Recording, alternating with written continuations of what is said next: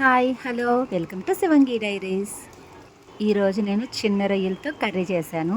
త్వరగా ఈజీగా కూడా అయిపోతుంది. ఆదివారం వచ్చిందంటే అందరూ బిజీ అయిపోతారు. లేడీసే కాదండి, జెంట్స్ కూడా ఈ మధ్య వంట చేస్తున్నారు.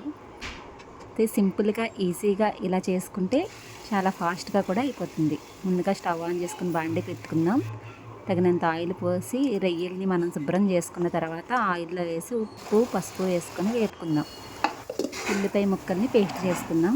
ఇప్పుడు ఒక బాండె తీసుకొని స్టవ్ ఆన్ చేసి తగినంత ఆయిల్ పోసుకొని ఆ ఉల్లిపాయ ముద్దని అందులో వేసుకోవాలి. కొంచెం వేగిన తర్వాత అల్లం ఉల్లిపాయ పేస్ట్ వేసుకోవాలి. అది కూడా వేగిన తర్వాత కారం పసుపు కూడా వేసుకోవాలి. ఉల్లిపాయ ముద్ద వేసినప్పుడే తగినంత ఉప్పు వేసుకోవాలి. మీ టేస్ట్కి తగ్గట్టు కారం వేసుకోండి. మసాలా పౌడర్ కూడా వేసేసుకోవాలి.